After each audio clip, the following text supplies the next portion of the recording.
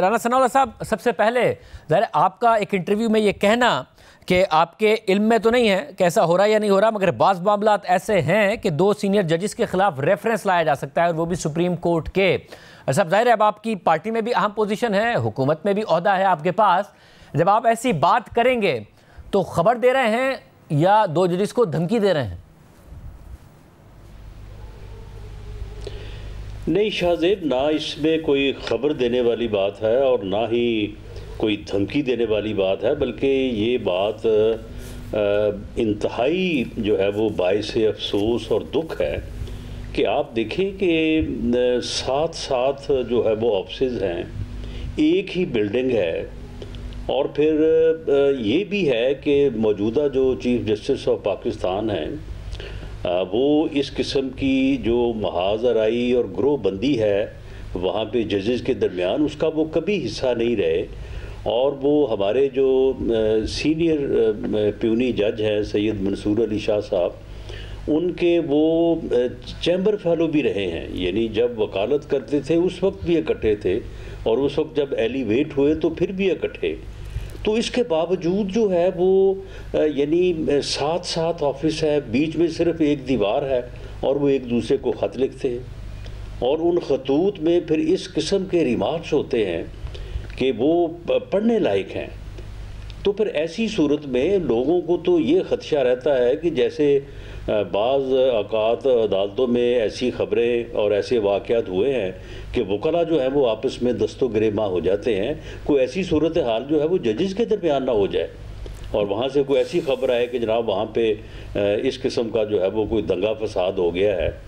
تو مس کنڈکٹ جس بلا کا نام ہے،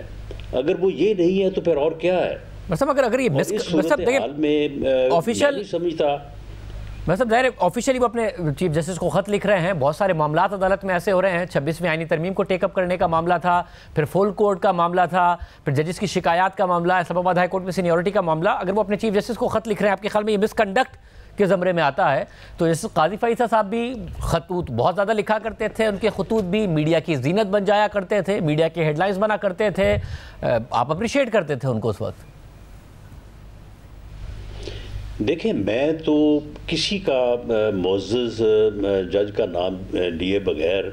ایک وکیل ہونے کے ناطے ہم نے تو آج تک یہی سنا ہے اور یہی پڑھا ہے کہ ججز اپنے فیصلوں کے تھرو بولتے ہیں۔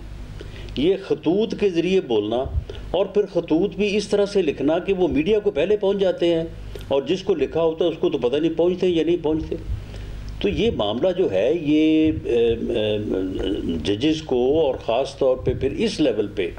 میں نہیں سمجھتا کہ کوئی بھی اسے جو ہے وہ تحسین کی نظر سے یا کوئی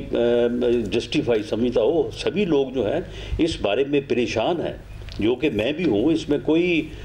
جو ہے وہ خبر دینے یا دھمکی دینے والی تو سوال ہی پیدا نہیں ہوتا۔ اور صاحب مگر اب اس ساری صورتحال میں جب آپ یہ کہتے ہیں ریفرنس کی بات ہو سکتی ہے، لایا جا سکتا ہے، عام طور پر ہم نے ماضی میں دیکھا ہے کہ حالات و واقعات بہت قابو میں ہوتے ہیں، بہت گرفت ہوتی ہے، مگر کوئی ایک واقعہ ایک چنگاری ثابت ہوتا ہے اور پھر آگ پھیل جاتی ہے اور پھر اقتدار کمزور پڑ جاتا ہے اور بنے بنائے پلانز خراب ہو جاتے ہیں۔ بہت سارے معاملات کیے گئے، 26ویں آئینی ترمیم ہو، ججز کی تعیناتیاں ہوں، ٹرانسفر ہو، اضافہ ہو،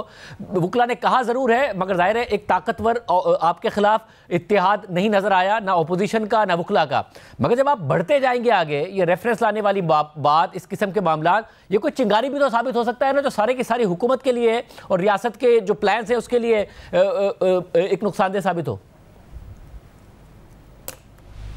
نہیں شاہ صاحب، یہ صورتحال جو ہے یہ نہ صرف حکومت کے لیے بلکہ معزز ہماری جو جوڈیشری ہے اس کے لیے، بلکہ یہ تو ریاست کے لیے بھی جو ہے یہ نقصان دہ ہے۔ یہ صورتحال جو ہے وہ کسی طرح سے بھی اس کو جو ہے وہ کنٹینیو نہیں رکھا جا سکتا، نہیں جو ہے وہ رکھا جانا چاہیے۔ آپ یہ دیکھیں